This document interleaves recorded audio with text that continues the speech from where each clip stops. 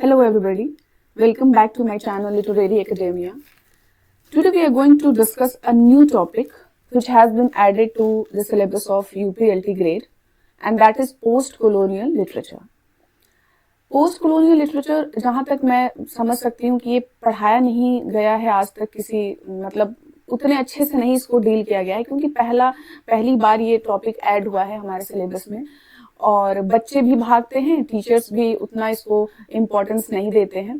तो हम आज इस पे कुछ एमसीक्यूज करेंगे और थोड़ा सा समझेंगे नेचर को कि क्या क्वेश्चंस बन सकते हैं और थोड़ा बैकग्राउंड को समझ लेंगे, तब हम एमसीक्यूज करेंगे। जिसको अगर जिसको ये बाकी का जो फैक्ट्स ना पढ़ना हो, वो सीधे वीडियो स्किप करके और वो क्वेश्चन पे आ सकता है।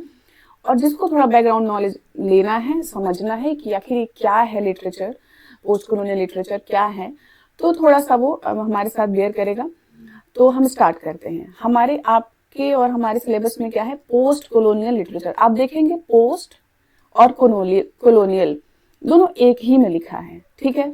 और अगर मैं मान लेती हूँ कि आप लोगों ने कहीं पढ़ने की कोशिश जरूर की होगी, या आप लोगों के सर की कोचिंग, किसी कोचिंग में अगर आप लोग पढ़ रहे हैं तो वहां भी पढ़ाया गया होगा, तो कहीं कहीं आपको मिलेगा एक ऐसे भी post hyphen and then colonial, ठीक है। तो इसको थोड़ा सा डिफरेंस समझेंगे कि पोस्ट कॉलोनियल क्या है और ये जो जिसमें हाइफन नहीं है वो पोस्ट कॉलोनियल क्या है। अगर आपको लगता होगा कि दोनों सेम है, तो नहीं, सेम नहीं है। देखिए, ये जो पोस्ट कॉलोनियल है, पोस्ट मतलब आफ्टर, बाद का होता है, और कॉलोनियल आप लोग जानते हैं जो कॉलोनी से रिलेटेड है।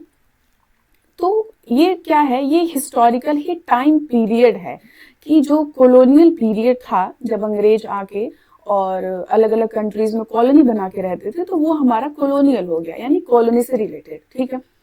पोस्ट कॉलोनियल, कॉलोनियल पीरियड के बाद का पीरियड, यानी कि ये टाइमलाइन है, ठीक है। ये एक टाइमलाइन से रिलेटेड है और प्लस ये क्या है, ये हिस्ट्री का पार्ट है, मतलब ये हिस्ट्री से रिलेटेड है, टाइम पीरियड है ये पोस्ट कॉलोनियल। तो कॉलोनियल के बाद का टाइम, ठीक है, ये टाइम पीरियड है। हमारे यहाँ क्या है, पोस्ट कॉलोनियल लिटरेचर। अगर बिना हाइफन के पोस्ट कॉलोनियल की बात करते हैं तो ये थियोरेटिकल फ्रेमवर्क है, ठीक है।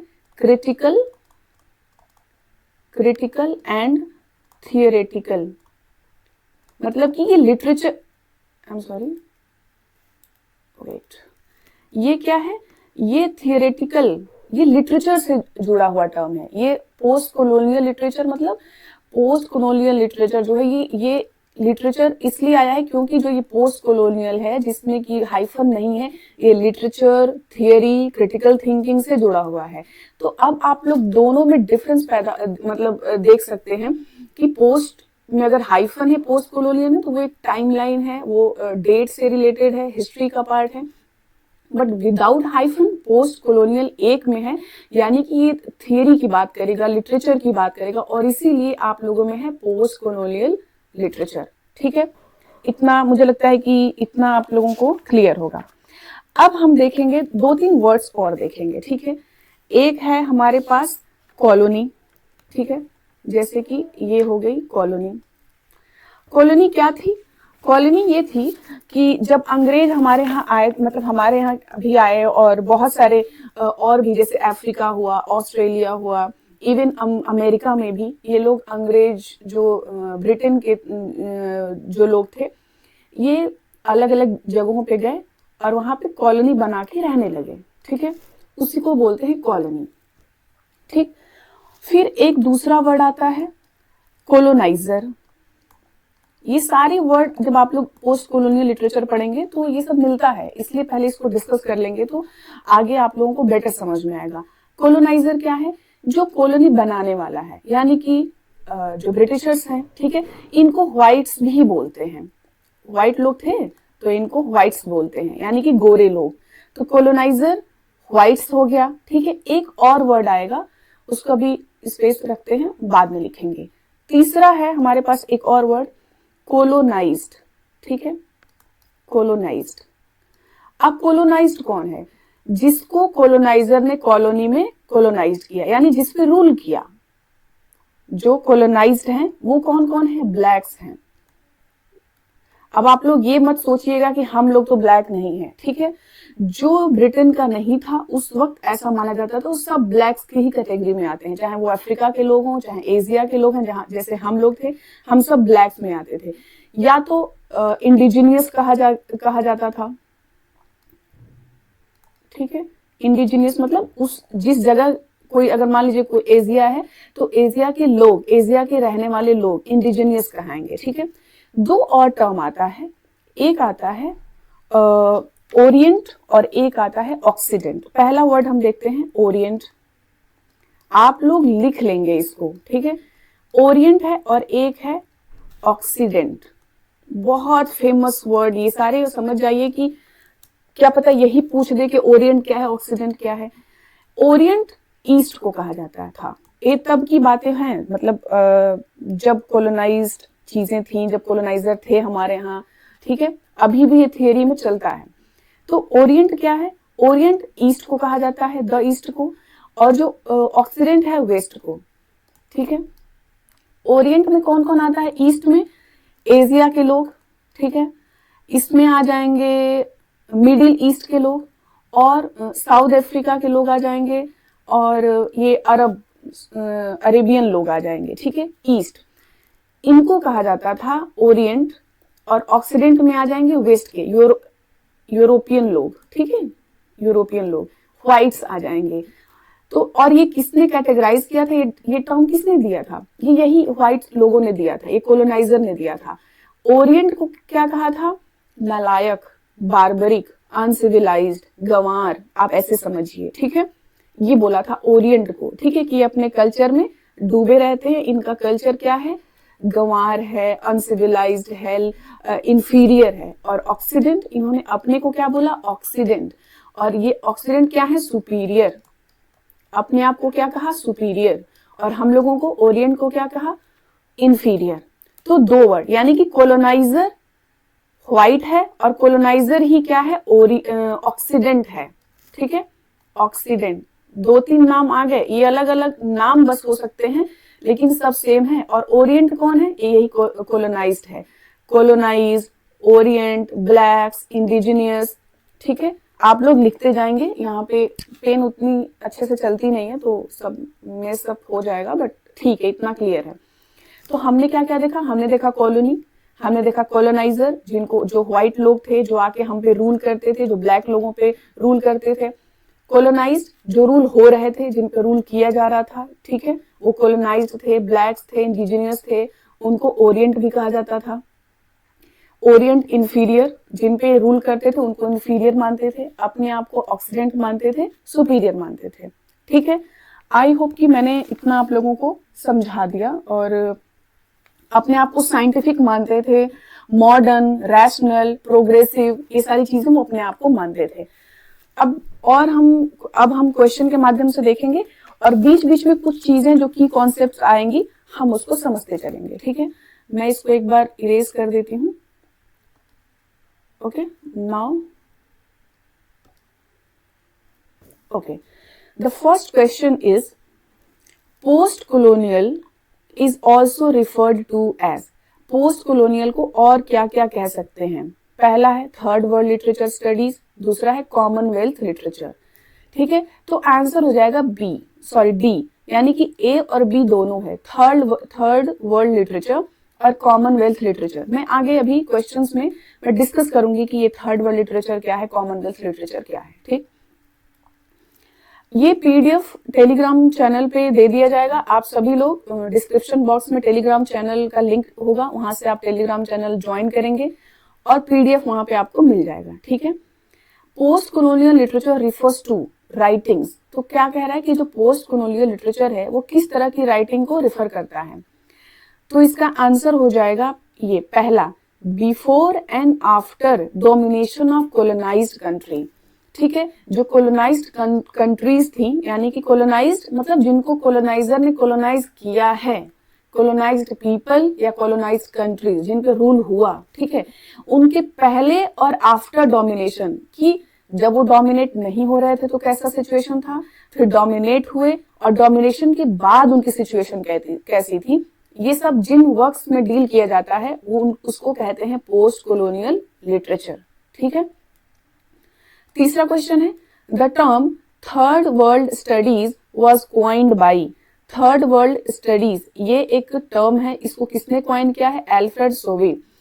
एल्फ्रेड सोवे ने ये टर्म कॉइन किया है। अब अगर हम बात करें कि ये थर्ड वर्ल्ड स्टडीज है क्या, ठीक है, सबसे पहले तो हम थर्ड वर्ल्ड को हम समझते हैं कि ये थर्ड वर्ल्ड क्या है। ठीक है, जब दो कल्चर, ठीक है, कल्चर ए प्लस कल्चर बी, दो कल्चर्स मिले, जैसे मान लीजिए कि व्हाइट्स आए तो व्हाइट का कल्चर ए हो गया, और फिर हमारा कल्चर जहां पे आके रूल कर रहे थे वो कल्चर बी हो गया। जब ये दोनों कल्चर मिलते हैं तो ऐसा नहीं कि ये बस मिल के आपस में रह रहे हैं, नहीं, ये एक तीसरे कल्चर का निर्माण करते हैं। ठीक है, तीसरे कल्चर का निर्माण करते हैं जो कि दोनों से डिफरेंट होता है। ये जो सी है जो दोनों के मिलने से बना है, वो ऐसा नहीं कि वो ए है, ऐसा नहीं कि पूरा बी है, वो इन दोनों से ही रिलेटेड नहीं है। ठीक है, फॉर एग्जाम्पल से समझ में आ जाएगा। मान लीजिए कि एक इधर से एक नदी बह रही है, मतलब नदी नहीं है, स्ट्रीम मान लीजिए कि दो धाराएं, एक इधर से धारा आई, एक इधर से धारा आई, दोनों एक यहाँ पे आके मिल गई। ठीक है, अब यहाँ दोनों मिलने के बाद आगे बढ़ी, यहाँ से एकदम नई नदी बन गई है। ठीक है, अब ये दोनों तो मिल गई। वैसे ही है कि जो थर्ड वर्ल्ड कल्चर, जब दो कल्चर आपस में मिलते हैं तो किसी तीसरे कल्चर का निर्माण करते हैं। ठीक है, तब उसको कहते हैं थर्ड वर्ल्ड। और जब इसी कल्चर को जब हम पढ़ते हैं एकेडमिक में तो हम कहते हैं थर्ड वर्ल्ड स्टडीज। ठीक है, इसी थर्ड वर्ल्ड को हम जब पढ़ते हैं, एक्चुअली ये सब कॉन्सेप्ट्स हैं। ऐसा नहीं कि थर्ड वर्ल्ड कोई दुनिया ऐसी है जहां पे हम लोग ट्रेन से फ्लाइट से जा सकते, नहीं, ये कॉन्सेप्ट है, ये दिमाग की बात है कि दो कल्चर मिले तो एक तीसरी सोच, दो सोच मिली तो तीसरी सोच कौन से निकल के आई, उसको कहेंगे थर्ड वर्ल्ड स्टडीज। कॉइन क्या है? Alfred Sauvy. बहुत बहुत इंपॉर्टेंट क्वेश्चन है। Next question, who said to be colonized, colonized होना यानी कि रूल करना, मतलब रूल होना, सप्रेस होना, डोमिनेट होना, is to be removed from the history. Dominate होना मतलब कि हिस्ट्री से रिमूव कर दिए गए आप। ये किसने कहा है? ये किया है, कहा है वाल्टर रोडने ने। वाल्टर रोडने, ये गुआना के राइटर थे Walter Rodney. Next, who claim that most serious blow, किसने कहा कि सबसे सीरियस प्रहार सफर्ड बाई, सफर अगर किसी को कोई बहुत गंभीर प्रहार झेला गया है तो वो कौन सा प्रहार है? बाय द कोलोनाइज्ड, जिसको कोलोनाइज्ड लोगों ने, यानी कि आप समझेंगे कोलोनाइजर कोलोनाइज्ड में आप डिफरेंस समझेंगे। कोलोनाइज्ड जिसपे की कोलोनाइजर ने जिसको कंट्रोल किया है, is being removed from history. ठीक है, अभी उससे रिलेटेड ही था, पिछले क्वेश्चन से रिलेटेड है लेकिन डिफरेंट है कि किसने कहा कि सबसे बड़ा प्रहार अगर कोलोनाइज ने झेला तो वो प्रहार क्या था कि उन्हें इतिहास से हटा दिया गया, रिमूव्ड फ्रॉम हिस्ट्री। तो ये किसने कहा? क्वेश्चन नंबर, ये कहा है एल्बर्ट मेमी ने। एल्बर्ट मेमी ये फ्रेंच थे, फ्रेंच और ट्यूनिसियन राइटर थे, फ्रेंच राइटर थे। थोड़ा ये सब नोट डाउन करते चलिएगा, ठीक है, या तो आप ये पीडीएफ ले लीजिएगा, फिर इसका प्रिंट आउट निकाल के एक बार पढ़ लीजिएगा। देखिए ये टॉपिक बहुत बड़ा है, ठीक है, तो अगर आप चाहेंगे कि आप सब कुछ पढ़ लें तो नहीं पढ़ पाएंगे, इसलिए मैंने बहुत मेजर चीजें रखी हैं यहाँ पे। मेजर को ही पढ़ के जाइए और कई बार पढ़ के जाइए, थोड़ा पढ़िए बट कई बार पढ़िए, ठीक है, एक दो बार देख लेंगे इसको तो बहुत अच्छे से समझ में आ जाएगा। Next question, who comprises Holi Trinity और पोस्ट कोलोनियलिज्म। पोस्ट कोलोनियलिज्म में होली ट्रिनिटी किसको कहते हैं, कौन कौन है उसमें? तो देखिए इसमें तीनों हैं, Gayatri Spivak, Homi Bhabha, Edward Said, ये तीनों हैं। जैसे हम लोग कहते हैं ना जो इंडियन लिटरेचर में तीन ट्रिनिटी हैं, उसमें आ जाएंगे आपके राजा राव, आर के नारायण और मुल्कराज आनंद। इन तीनों को ट्रिनिटी कहा जाता है इंडियन इंग्लिश नॉवेल का, इंडियन लिटरेचर का। वैसे ही यहाँ पे पोस्ट कोलोनियलिज्म के ट्रिनिटी कौन कौन से हैं? गायत्री स्पिवाक, ये इंडियन है। गायत्री स्पिवाक जो है एक कलकत्ता में पैदा हुई थी और अभी ये कहाँ पे यूएसए में रह रही हैं, प्रोफेसर हैं, ठीक है, कोलंबिया यूनिवर्सिटी में प्रोफेसर हैं Gayatri Spivak. Please note down करते चलिएगा। होमी के भाभा ये भी इंडियन है, ठीक है, मुंबई में पैदा हुए थे। और ये यूएसए के हार्वर्ड में ये अभी प्रोफेसर हैं। एडवर्ड सईद ये पैलेस्टीन के हैं और अमेरिका में रह रहे हैं, कोलंबिया में ये भी प्रोफेसर हैं। तो ये तीनों अभी अलाइव हैं और ये तीन को होली ट्रिनिटी कहा जाता है पोस्ट कोलोनियलिज्म का। ठीक है, बहुत बड़े बड़े नाम हैं, आपके सारे क्वेश्चन, आधे से ज्यादा क्वेश्चन इन्हीं तीन नामों पे बेस्ड है। द कॉन्सेप्ट ऑफ अनहोमलीनेस मीन्स, तो अनहोमलीनेस का कॉन्सेप्ट, इसका मतलब क्या होता है कि होम आप लोग समझ ही रहे हैं, अनहोमलीनेस घर जैसा फील ही ना हो। तो इसका क्या हो जाएगा, neither the culture of coloniser, जो कोलोनाइजर का कल्चर है वो भी नहीं, और ना ही द कोलोनाइज का कल्चर, ना तो कोलोनाइजर का कल्चर ना ही जो कोलोनाइज्ड हुआ है उसका culture. Comfortable, feel at home मतलब होता है कंफर्टेबल। तो आप किसी भी कल्चर में क्या है, फिट नहीं बैठ रहे हैं, ना तो कोलोनाइजर के कल्चर में ना ही तो कोलोनाइज के कल्चर में। ठीक है, उसको क्या क्या कहेंगे, अनहोमलीनेस। देखिए हो आज भी ये होता है। एक्चुअली सच बताएं तो कोलोनियलिज्म खत्म नहीं हुआ है, बस उसका रूप बदल गया है। आज भी हम डोमिनेट होते हैं, आज भी हम पे राज किया जा रहा है, उसका रूप बदल गया है। ये बहुत बड़ा डिबेट है जिसमें अभी हम नहीं पढ़ेंगे, है ना। तो जैसे व्हाइट लोग आए, ठीक है, और उन्होंने कहा कि हम सुपीरियर हैं, हम रीजनल हैं, साइंटिफिक हैं, और तुम लोग गंवार हो, तुम्हारे पास बुद्धि नहीं है, कपड़ा पहनने का ढंग नहीं है, बोलने का ढंग नहीं है, तो इंफीरियर हो तुम लोग। तो जो ब्लैक्स थे, यानी कि जो हम लोग थे, हम लोग सोचे कि भाई बात तो एकदम सही कह रहा है, इसके में तो दम है, तो सूट बूट पहन के घूम रहा है। तो हम क्या किए कि हम व्हाइट्स को मिमिक्री करने लगे, उसका मतलब कि उसका एकदम कॉपी करने लगे। कॉपी करते करते क्या हुआ कि ना हम ब्लैक रह गए, हम अपना भी रूट छोड़ दिए, और व्हाइट तो हम हो ही नहीं पाएंगे, क्योंकि व्हाइट सिर्फ चेहरे से नहीं दिखने से होता है। व्हाइट एक मानसिकता है, एक सोच है। आप चेहरे से दिखने तो लगेंगे क्रीम लगा के, ये जो जितने व्हाइट क्रीम आते हैं, बाकी कुछ भी करके, फिजिकली आप अगर व्हाइट लगने भी लगते हैं तो आप वो सोच कहाँ से लेके आएंगे, है ना। तो white is not about physical appearance, it's about the mentality. आप नहीं बन सकते कभी भी। तो पता चलता है कि आप ना यहाँ के रहे ना यहाँ के रहे, आप बीच के हो गए, आप अनहोमलीनेस फील करने लगे, कंफर्टेबल आप ना यहाँ पे है ना अब यहाँ पे है। ठीक, next question, who coined the term hybridity. बहुत इंपॉर्टेंट क्वेश्चन, समझ लीजिए कि आप लोग कोई भी पेपर दे, नेट, जेआरएफ, कहीं भी जाएं, आप ये हाइब्रिडिटी पाएंगे ही। ये टर्म किसने दिया है, होमी के भाभा। ठीक है, अभी आगे इस पे मैंने क्वेश्चन रखे हैं कि होमी के भाभा ने कौन कौन से वर्ड दिए हैं, समझ जाइए, बहुत इंपॉर्टेंट है, बस लिखते चले जाइए। ठीक है, तो होमी के भाभा ने हाइब्रिडिटी टर्म दिया है। Next question, Frantz Fanon concept of white mask का मतलब क्या है। फ्रांस फैनन ये भी एक पोस्ट कॉलोनियल राइटर ही थे। एक्चुअली पोस्ट कॉलोनियलिज्म से पहले ये लिखते थे, तो इनको प्योर पोस्ट कॉलोनियल नहीं कहते हैं। ठीक है, अभी ये कॉलोनियलिज्म हटा नहीं था, तब से ही ये इनको एंटी कॉलोनियल राइटर कहेंगे, ना कि पोस्ट कॉलोनियल राइटर कहेंगे। इन्होंने कॉन्सेप्ट दिया था व्हाइट मास्क, अभी जो मैंने अभी ऊपर आपसे डिस्कस किया वही है। व्हाइट मास्क मतलब blacks trying to look like whites. जब ब्लैक लोग, जो ब्राउन लोग जैसे हम लोग हैं, जब ब्राउन लोग ट्राई करते हैं व्हाइट की तरह दिखना, उसको कहते हैं व्हाइट मास्क। यानी कि आप अंदर से कुछ और हैं, आपका स्पिरिट, आपकी जो आइडेंटिटी वो अलग है, लेकिन आप ट्राई क्या कर रहे हैं बनने का, व्हाइट। आप क्रीम लगा रहे हैं, आप ऊपर से सूट बूट पहन रहे हैं, आप इंग्लिश में बात कर रहे हैं, आप उनके जैसे फोक एंड स्पून से खा रहे हैं। ये क्या है, आप you are trying to become someone else, but the spirit, but the identity is of yours is different, है ना। तो आंसर हो जाएगा blacks trying to look like whites.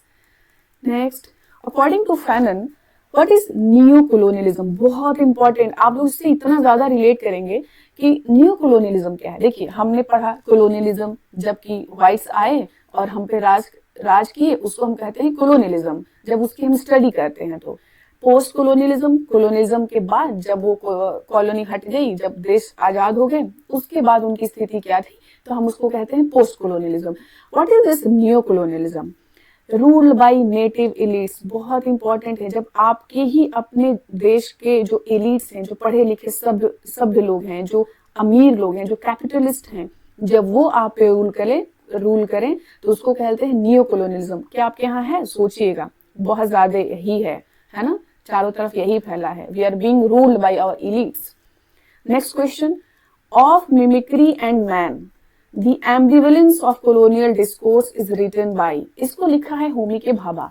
अगर ये क्वेश्चन देखिए कितना आसान है, अगर आपको ये पूरा नहीं भी पता है तो आपको पता है कि मिमिक्री किसने दिया था, है ना, मिमिक्री का कॉन्सेप्ट किसने दिया था, तो आप लगा लेंगे होमी के भाभा।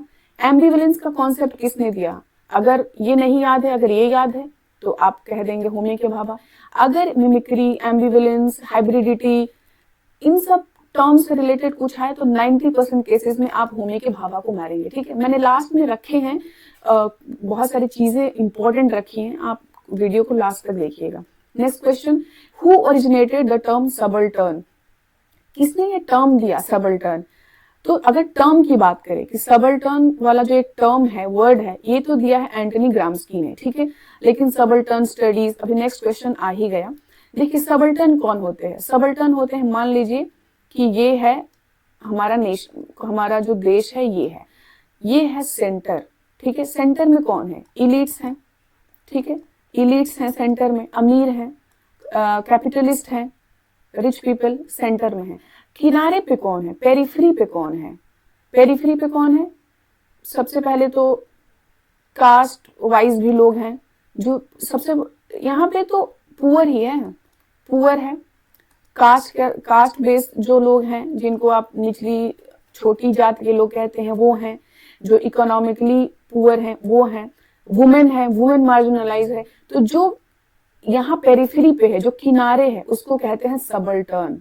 ठीक है, हर देश में ये सेंटर होते ही होते हैं, ये सेंटर होता है, ये पेरिफेरी होता है, और सेंटर हमेशा पेरिफेरी को दूर ही रखता है, वो कभी पेरिफेरी को अपने पास नहीं आने देगा। ठीक है, यानी कि गरीब ही रहो तुम, हम प्रिटेंड करेंगे कि हम तुम्हारी तरफ आ रहे हैं, तुम्हारी हेल्प करें, लेकिन हम तुम्हारी हेल्प यहाँ पे आके करके फिर हम यहाँ पे आ जाएंगे, लेकिन तुमको अपने पास नहीं लाने देंगे। बहुत इंटरेस्टिंग है ये सारे कॉन्सेप्ट्स। तो सबल्टर्न टर्म किसने दिया था, एंटनी ग्राम्स्की ने। अब आते हैं हम, who founded the subaltern studies group. अब एक ये बोला गया कि ठीक है, हम एक ग्रुप बना लेते हैं जो कि इन सबल्टर्न, जो मार्जिनलाइज्ड लोग हैं, जो पेरिफेरी पे लोग हैं, जिनकी बात कोई नहीं सुनता, जो अपनी बात खुद भी नहीं उठा सकते, उनके लिए हम एक ग्रुप बनाएंगे। तो ये ग्रुप जो बना था, ये बनाए थे रंजीत गुहा, ये अभी भी जिंदा हैं, ठीक है, हिस्टोरियन है ये। तो रंजीत गुहा ने ये बनाया था subaltern studies group. Next question, who among the following is not a member of subaltern studies group. बहुत इंपॉर्टेंट है कि सबल्टर्न स्टडीज ग्रुप का कौन मेंबर नहीं है, तो वो है होमी के भाभा। ये तीन लोग हैं, परथा चैटर्जी, गायत्री स्पिवाक, दीपेश चक्रवर्ती। ये सीधे सीधे क्वेश्चन नेट में रिपीट होता है ना, हो सकता है यहाँ भी रिपीट हो जाए। होमी के भाभा इसमें नहीं है, सबल्टर्न स्टडीज ग्रुप में होमी के भाभा नहीं है। The concept of negritude is associated with, किसने दिया था, एमी सीजर ने दिया था। एमी सीजर, नेग्रीट्यूड मतलब रिलेटेड टू ब्लैक वॉइस, जब आप ब्लैक के वेलफेयर की बात करते हैं, उसके सप्रेशन के खिलाफ आवाज उठाते हैं, तो वो होता है नेग्रीट्यूड। किसने दिया है, एमी सीजर ने। Next question, Edward Said orientalism was published in 1978। अब ये वर्क इतना ही इंपॉर्टेंट है, जैसे ब्रिटिश लिटरेचर में आप ले लीजिए वेस्टलैंड, ठीक है, वेस्टलैंड कितना इंपॉर्टेंट है कि हर किसी के जुबान पे है, हर एक सिलेबस में, उतना ही इंपॉर्टेंट है ओरिएंटलिज्म। 1978 में ये फ्रेंच में लिखे थे इन्होंने, और इसको इंग्लिश में translate, I am so sorry नहीं, ऑफ, मैं मेरे दिमाग में ऑफ ग्रामेटोलॉजी था, वो फ्रेंच में लिखा गया था, ये सॉरी, ये कुछ मेरा दिमाग कहीं और चला गया था। ओरिएंटलिज्म 1978 में लिखा गया था, ठीक है। अभी मैंने ऊपर स्पिवाक पढ़ाया ना, तो ऑफ ग्रामेटोलॉजी एक वर्क था डेरिडा का, उसको स्पिवाक ने ट्रांसलेट किया था इंग्लिश में, तो मेरे दिमाग में वही चल रहा था। नेक्स्ट क्वेश्चन, नगुगी वा थियोंगू, ये कौन थे, ये थे मार्क्सिस्ट कल्चरल क्रिटिक थे, ठीक है। नगुगी वा थियोंगू ये केन्या के थे। नगुगी वा थियोंगू कहाँ के थे, अफ्रीका में, केन्या है, केन्या, वहां के ये राइटर थे, और ये मार्क्सिस्ट कल्चरल क्रिटिक थे। बहुत इंपॉर्टेंट इनका भी कंट्रीब्यूशन है। अब आ गया वो क्वेश्चन कि post colonial spelled without hyphen, कि अगर पोस्ट कॉलोनियल में विदाउट हाइफन नहीं है तो इसका मतलब क्या होता है, तो इसका मतलब होता है the entire world is now in the post colonial era, कि जो पूरी दुनिया है वो पोस्ट कॉलोनियल एरा में है। ये लिटरेचर की बात करेगा, ठीक है। Now next question, the location of culture, ये एक वर्क का नाम है, the location of culture by Homi K Bhabha, बहुत इंपॉर्टेंट, पब्लिश्ड इन 1944। आप याद रखेंगे, ये भी पूछ सकता है कि द लोकेशन ऑफ कल्चर किसने लिखा है, तो वो लिखा है होमी के भाभा ने, पब्लिश होता है 1944 में। मैंने बहुत मेजर क्वेश्चंस लेके आए हैं, आप माइनर कहीं और जाके पढ़ सकते हैं, बट बिना मेजर के पढ़े आप नहीं जा सकते। इन ओरिएंटलिज्म एडवर्ड सईद आर्ग्यूज, अभी हमने पढ़ा ओरिएंटलिज्म किसने लिखा है, एडवर्ड सईद ने। उसमें वो क्या कहते हैं कि Orient is portrayed in western text, अभी मैं बता रही थी ओरिएंट एंड ऑक्सीडेंट। ओरिएंट कौन है, ईस्ट के लोग, अफ्रीका के लोग, अरेबियन लोग, जैसे हम लोग हैं, एशिया के लोग, तो ये क्या है, ओरिएंट। इनको वेस्टर्न टेक्स्ट में जो विदेशी वो पुस्तकें हैं उसमें किस तरह से इनको मतलब पोर्ट्रे किया गया है। लॉस्ट इन द पास्ट, हमको कहा गया था कि हम अपने पास्ट को पकड़ के रखते हैं। प्रोन टू डेस्पोटिक रूल, ठीक है, और हम डेस्पोटिक रूल मतलब कि जो क्या बोलेंगे उसको, जो क्रूअल रूल है हम उसको अपना के रखते हैं। प्लेग्ड बाय ऑड, और यहाँ पे आ जाएगा कल्चरल ट्रेडिशन, ठीक है। तो जो उन्होंने कहा, जो वेस्टर्न्स जो ऑक्सीडेंट थे, उन्होंने कहा कि इनका जो कल्चर है वो बहुत ऑड है, ठीक है। तो जो ओरिएंट है वो बस ऑड कल्चर को फॉलो करते रहते हैं, ठीक है। कल एक क्वेश्चन है नेक्स्ट कि कल्चर एंड इंपीरियलिज्म जो कि 1993 में आया था, इसको किसने लिखा है, इसको लिखा है ये एडवर्ड सईद हो जाएंगे, ठीक है। एडवर्ड सईद जो कि ओरिएंटलिज्म लिखे थे, उनका ही मोस्ट फेमस वर्क है कल्चर एंड इंपीरियलिज्म 1993। फिर है नेक्स्ट क्वेश्चन, बहुत important, imagine communities. Imagine communities ये कॉन्सेप्ट किसने दिया था, ये कॉन्सेप्ट दिया था बेनेडिक्ट एंडरसन ने। अब थोड़ा हम देखेंगे कि इमेजिन कम्युनिटीज क्या है। ये क्या है कि ये कॉन्सेप्ट है, की कॉन्सेप्ट जो वे ये कहता है कि मान लीजिए कि एक नेशन है, ठीक है, एक नेशन है, और नेशन क्या है, ग्रुप ऑफ पीपल होता है, कि nation is a group of people. एक नेशन में बहुत सारे लोग रहते हैं, who feel connected to each other, वो सारे लोग अब एक दूसरे से कनेक्टेड फील करते हैं, ठीक है।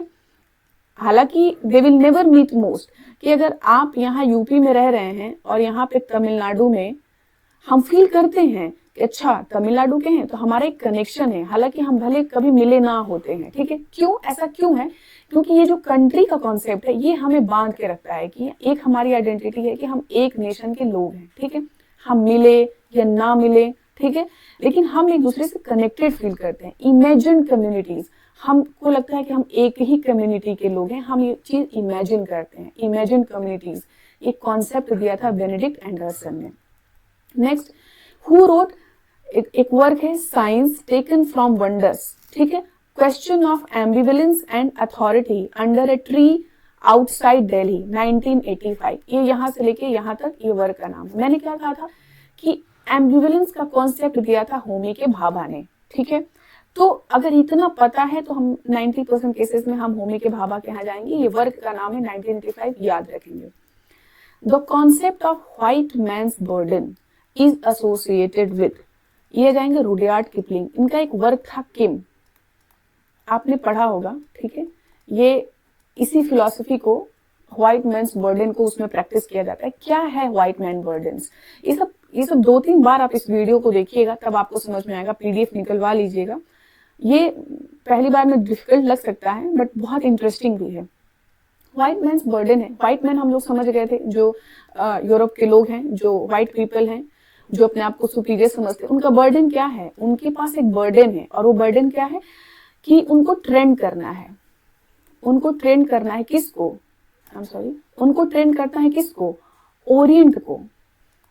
जैसे नहीं होता है कि गांव का एक पढ़ा लिखा व्यक्ति, उसको उसके ऊपर बर्डन रहता है कि उसको पूरे गांव को क्या करना है, एजुकेट करना है। वैसे ही व्हाइट मैन को लगता है कि वही सुपीरियर हैं and they are cultured, civilized, that's why it's their duty, ये उनकी ड्यूटी है कि जो सिविलाइज्ड नहीं है, यानी कि जो ओरिएंट हैं, जो द ईस्ट के लोग हैं, उनको हमें सिविलाइज करना है, एजुकेट करना है, मॉडर्न बनाना है, रैशनल बनाना है। ये है व्हाइट मैन्स बर्डन। ये कॉन्सेप्ट दिया था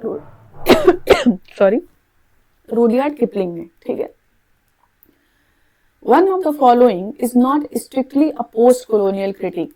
इन चार में से कौन स्ट्रिक्टली मतलब प्योरली पोस्ट कॉलोनियल क्रिटिक नहीं है? तो मैंने बताया था ये फ्रांस फैनन है, क्योंकि ये पोस्ट कॉलोनियल मतलब अगर हम यहाँ पे देखें तो ये पोस्ट कॉलोनियल लिटरेचर पे नहीं लिखते, ये एंटी कॉलोनियल, जब ये लिख रहे थे तो कॉलोनियलिज्म चल रहा था तो ये उसके खिलाफ आवाज उठा रहे थे, लेकिन इनका जो वर्क है वो पोस्ट कॉलोनियल लिटरेचर में नहीं आता है। ठीक है, तो यहाँ पे स्ट्रिक्टली लिखा है, अगर ये नहीं लिखा रहता तो ये भी आ जाते, लेकिन प्योर रूप से वो नहीं है।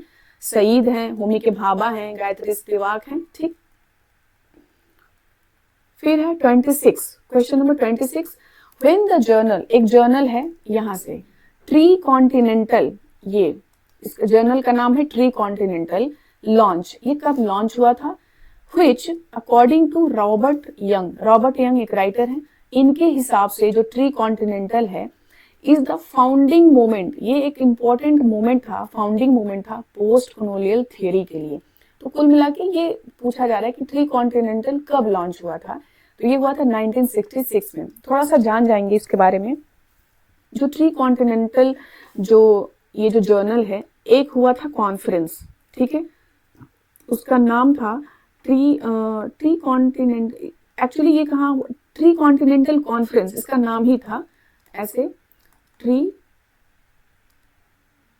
कॉन्टिनेंटल, ठीक है, ट्री कॉन्टिनेंटल कॉन्फ्रेंस, ये हुआ था 1966 में हवाना में, ठीक है। इस कॉन्फ्रेंस में ये रिप्रेजेंट करता था, ये जो जर्नल है ये रिप्रेजेंट करता है किसके, एशिया, अफ्रीका और लैटिन अमेरिका की वॉइस को। अब आप देखेंगे एशिया भी कॉलोनाइज्ड था, अफ्रीका भी कॉलोनाइज्ड था और लैटिन अमेरिका भी कॉलोनाइज्ड था, ठीक है। तो जो कॉलोनाइज्ड देश थे वो एक कॉन्फ्रेंस रखते हैं और वो कहते हैं कि हम कॉलोनियल पीरियड के बाद हम आवाज उठाएंगे और हम बताएंगे कि क्या इफेक्ट रहा, हम कैसे कॉलोनाइज्ड हुए, हमारी क्या सोच थी, हमारा कल्चर क्या है, क्योंकि हमारे कल्चर तो दबा दिया गया था, यही तो किए थे ना ये वाइट। तो इसलिए इन्होंने एक जर्नल बनाया था ट्री कॉन्टिनेंटल। यूजीसी नेट का बहुत फेवरेट ये टॉपिक है कि वो जर्नल से क्वेश्चन पूछता है कि कौन सा जर्नल किस मूवमेंट से रिलेटेड है ना, क्या पता कि ट्री कॉन्टिनेंटल ही आ जाए आपके उसमें एग्जाम में। तो 1966 में ये कॉन्फ्रेंस भी हुआ था, ट्री कॉन्टिनेंटल कॉन्फ्रेंस, और तभी ये एक जर्नल भी स्टैब्लिश हुआ था ट्री कॉन्टिनेंटल से 1966 में। Next question, a critique of post colonial reason, ये एक वर्क है जो कि 1999 में आता है, इसको लिखा है गायत्री स्पिवाक ने, याद रखते चलेंगे, ठीक है, ये वर्क है। एक और बुक है Henry Louis Gates, Henry Louis एक राइटर है, हेनरी लुई गेट्स, और उनका वर्क है the signifying monkey, a theory of African American literary criticism. ये कब आता है? ये आता है आपका 1988 में, ठीक है, 1988 में। और the signifying monkey, a theory of African, हाँ ये आ जाएगा आपके 1988 में। इसके पहले कोई और क्वेश्चन था क्या? हाँ ये है क्वेश्चन 28। द बुक, एक बुक है figures in blacks, words, science and racial self, ये एक वर्क है यहाँ तक।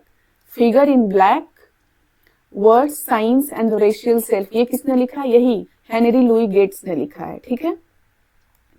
और ये भी वर्क जो सिग्निफाइंग मंकी है ये भी लुई गेट्स का ही है, 1988 में आ रहा है।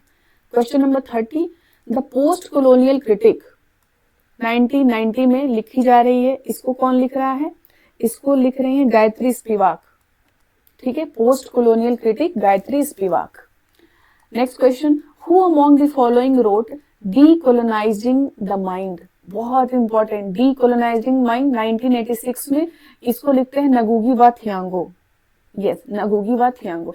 डीकोलोनाइजिंग द माइंड क्या है? देखिए कोलोनाइजिंग आप लोग कोलोनाइजर समझ चुके हैं, डीकोलोनाइज मतलब जो कॉलोनी का जो कॉन्सेप्ट है, किसी को स्लेव बना के रखा गया है उसको उस स्लेवरी से हटाना है, तो उसी तरह कॉलोनी हटानी है तो डीकोलोनाइजिंग।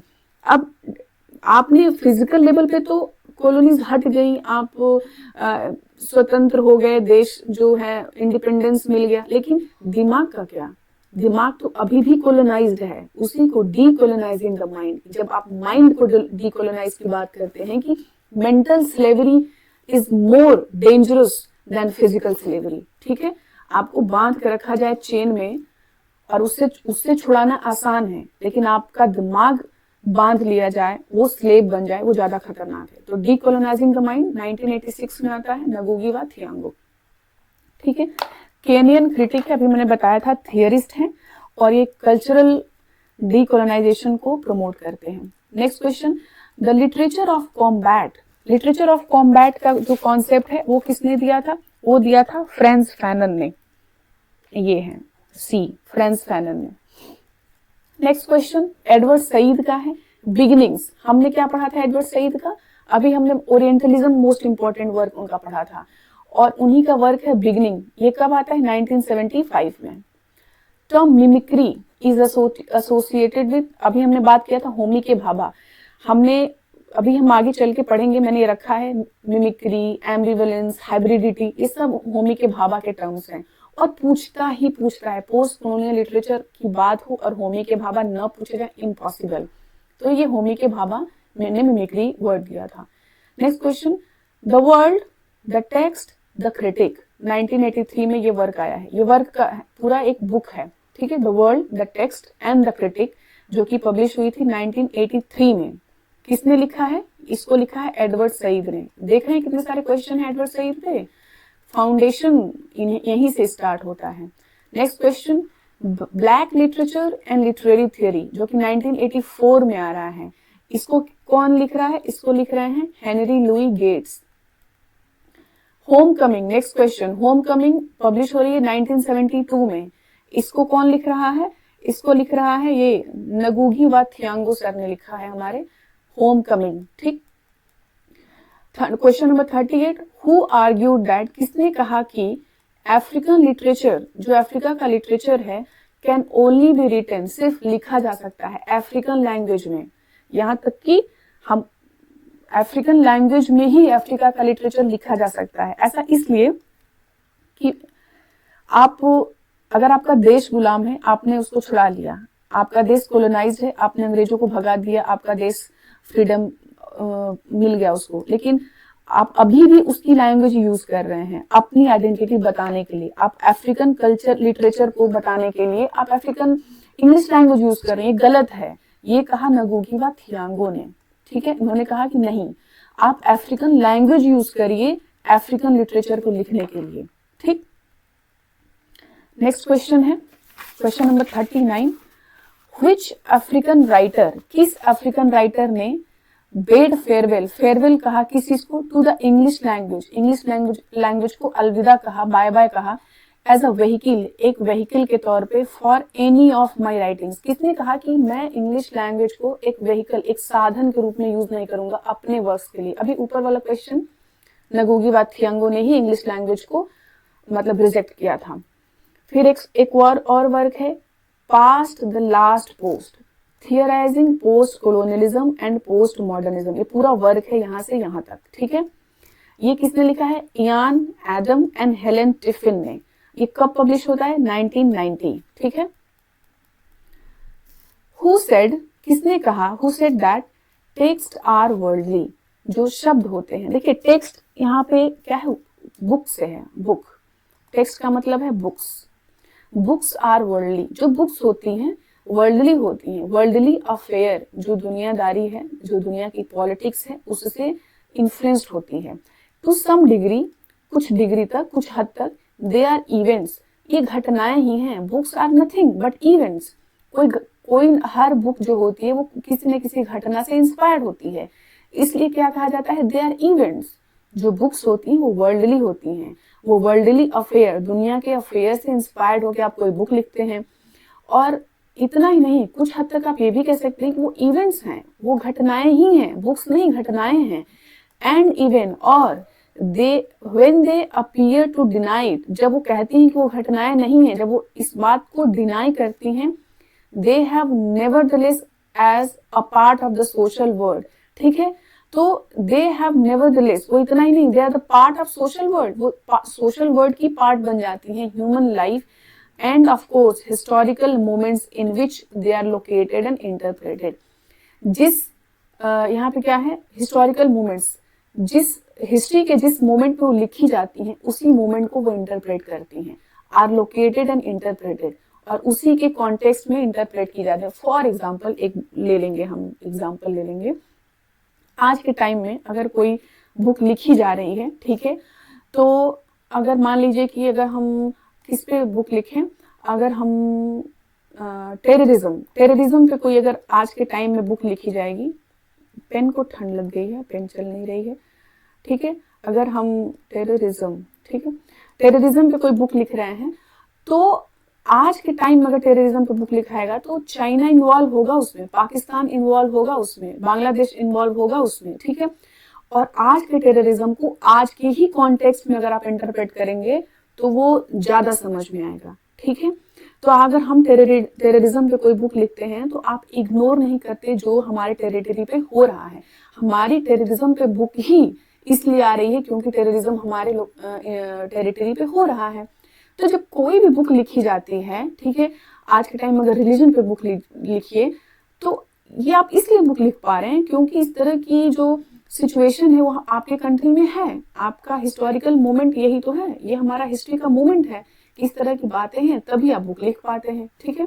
ये किसने कहा, ये कहा है एडवर्ड सईद ने, 41, हाँ Edward Said correct answer. Next, Edward Said approach to orientalism. Orientalism जो इन्होंने लिखा था उनका अप्रोच क्या था, उनका अप्रोच था as a Eurocentric style. Orientalism क्या है, ओरिएंटलिज्म में एक है कि ओरिएंट, हमने भी बताया ओरिएंट कौन है, द ईस्ट है, जिनको वो अनसिविलाइज्ड कहते हैं, तो वहीं से ओरिएंटलिज्म से ये क्या है, ये यूरोसेंट्रिक स्टाइल है, यानी यूरो मतलब यूरोप, यूरोप को सेंट्रिक स्टाइल है, यूरोप को सेंटर में रख के ये स्टाइल मतलब ये वर्ड निकाला गया है, based on binary notion. Binary मतलब होता है जब दो चीजें साथ साथ चलती हैं, दिन रात, मैन वुमेन, गर्ल बॉय, ऐसे बाइनरी, इसको बाइनरी बोलते हैं। वैसे ही बाइनरी में चलता है Orient and oxidant, Orient and oxidant, ठीक। तो ये यही इनका मतलब था ओरिएंटलिज्म से।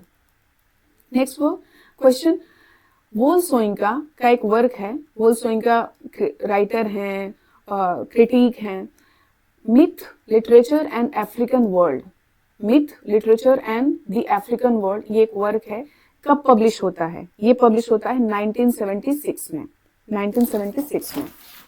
नेक्स्ट क्वेश्चन 44 कहता है which of the following books is regarded as the cornerstone of post colonial canon. Post canon मतलब होता है एक तरह से लिटरेचर का कैनन, जैसे कि क्या मैं बताऊं, list of important works 1 2 3 4, Shakespeare का कैनन क्या है, तो उनके सारे वर्क्स आ जाएंगे। वैसे ही पोस्ट कॉलोनियल कैनन क्या है, जितने इंपॉर्टेंट वर्क्स हैं पोस्ट कॉलोनियल लिटरेचर का तो वो कैनन हो जाएगा।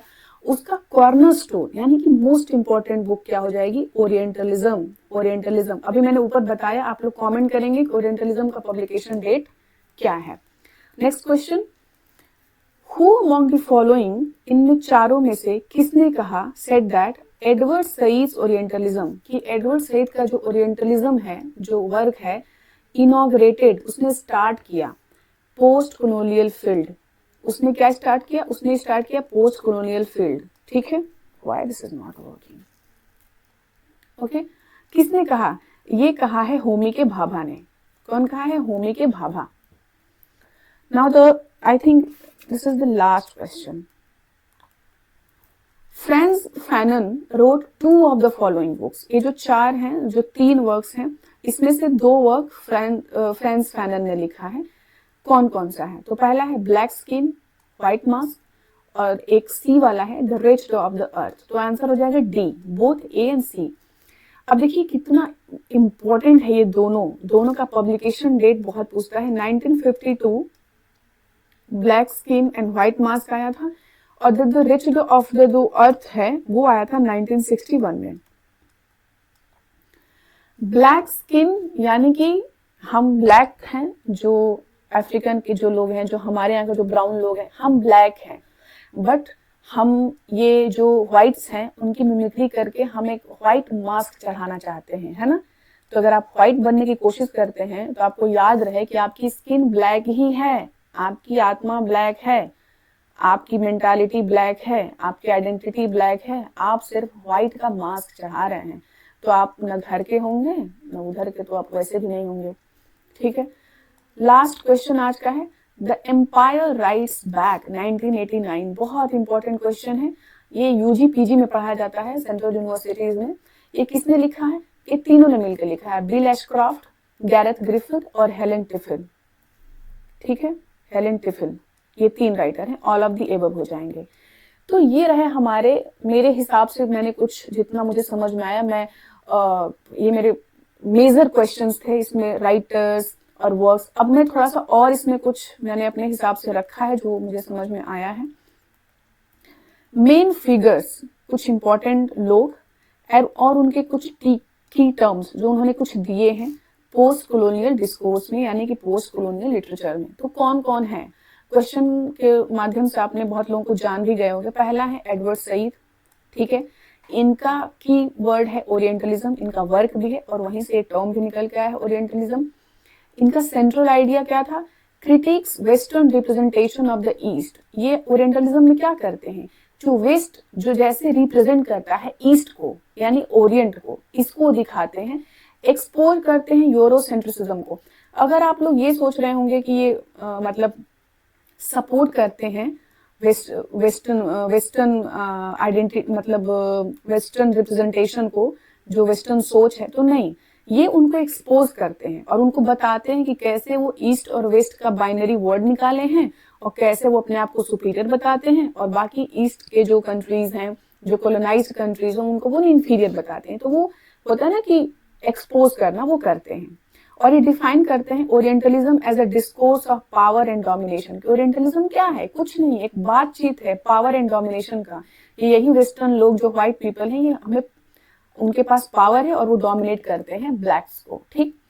दूसरा जो पर्सनालिटी है हमारे सामने पोस्ट कॉलोनियल लिटरेचर में, Gayatri Chakravorty Spivak and Ranajit Guha. Subaltern studies पे हम लोग भी बात किए थे, ये लोग जुड़े हैं सबल्टन स्टडीज से, ठीक है। इनका फोकस रहता है history from the perspective of the marginalised, कि जो सेंटर में है उसने तो अपनी आवाज उठा दी, उसने बता दिया कि उसको कैसा लगा किसी ने आके उसको उसका घर तोड़ा। मान लीजिए ये सेंटर में है और ये मार्जिनलाइज हैं, कोई बाहरी शक्ति आई और इसने इनका भी घर तोड़ा, इनका भी घर तोड़ा, इनको भी मारा, इनको भी मारा।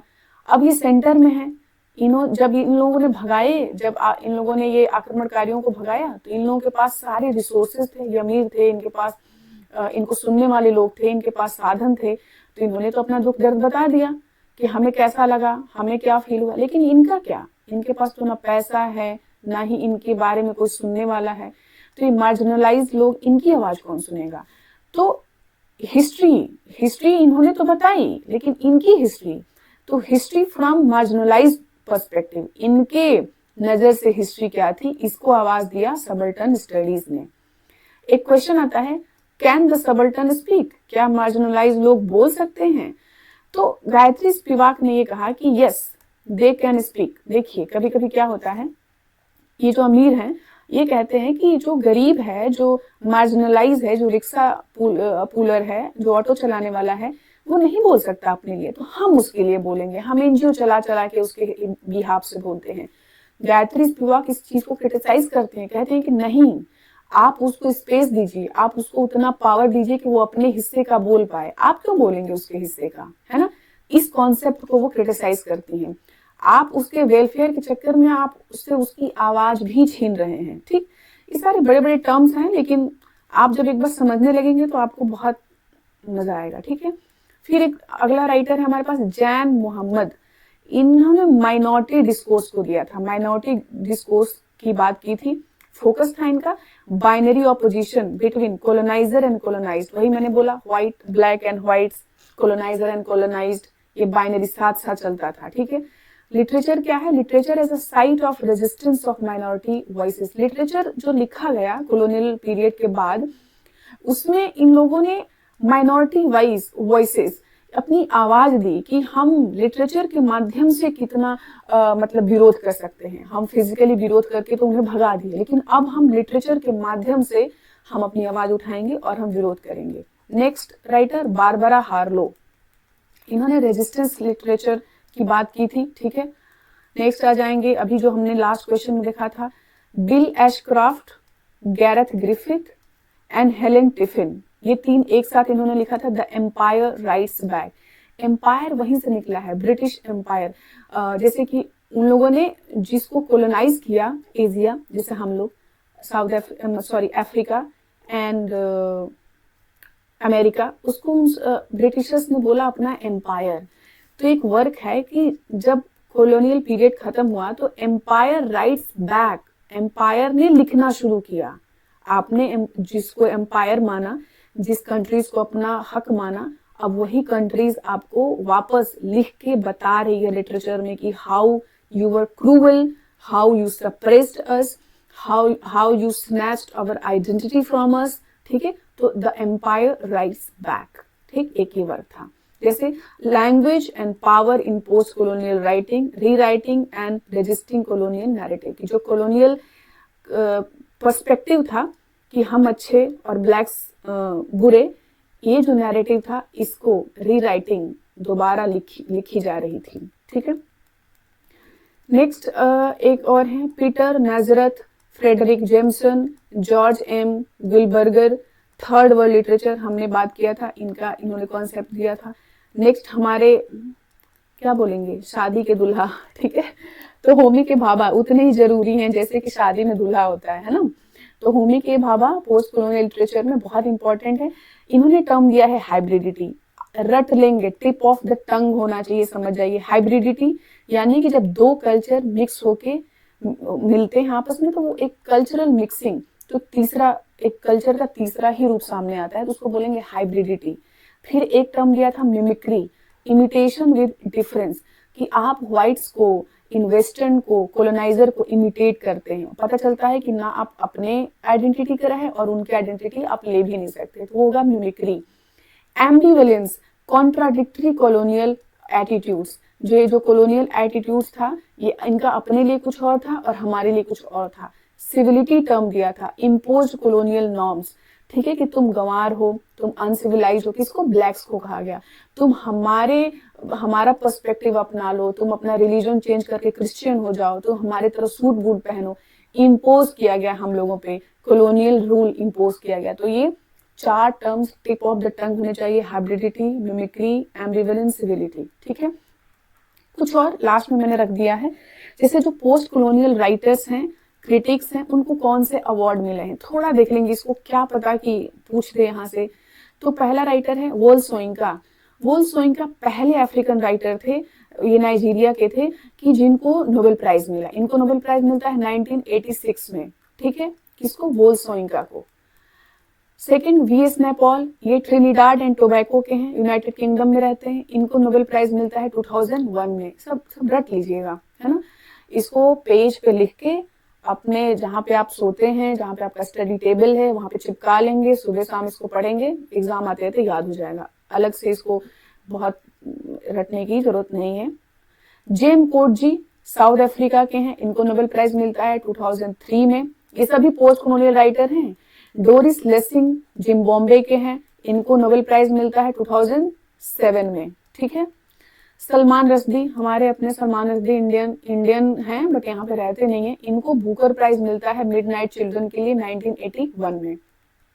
अरुंधति रॉय, इनको बुकर प्राइज मिला 1997 में, किस वर्क के लिए, the God of small things. Ben Okri, इनको मिला बुकर प्राइज 1991 में द फेमिस्ट रोड के लिए।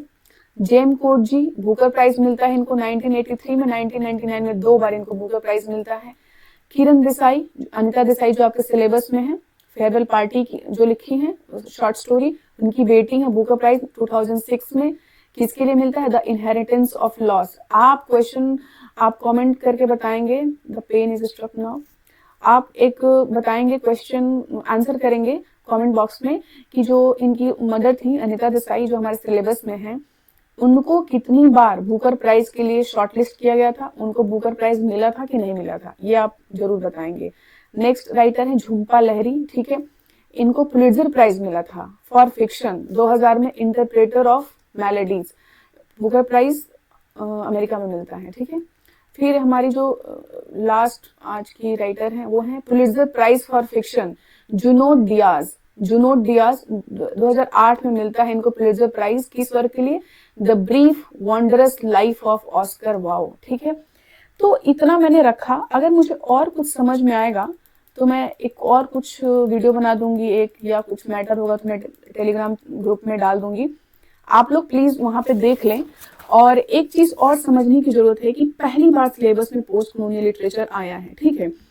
तो इतना वास्ट है ये कि आप ये मत सोचिए कि बहुत अंदर से जाके माइनर क्वेश्चंस पूछे जाएंगे, अगर पूछे भी जाएंगे तो अब क्या ही किया जा सकता है, बट हम कितना कर सकते हैं इतने कम जो टाइम हमारे पास बचा है। अगर आप लोग, बहुत सारे लोग इसमें नेट क्वालिफाइड होंगे तो वो तो थोड़े फैमिलियर होंगे, लेकिन जो नेट में नहीं बैठते उनकी संख्या बहुत ज्यादा होगी, और अगर वो बैठ रहे हैं तो उनके लिए पूरा का पूरा नया टॉपिक है। इसलिए आप मेजर राइटर्स पढ़ के जाइए, और बहुत ज्यादा पढ़ने से बेटर है कि कम पढ़िए लेकिन कई बार पढ़िए, ठीक है। Thank you so much. और आप अपना रिव्यू बता सकते हैं, फीडबैक देख सकते हैं कि आपको कैसा लगा ये पूरा सेशन, और आपको ये मतलब फ्रूटफुल रहा कि नहीं आपके लिए। Thank you so much.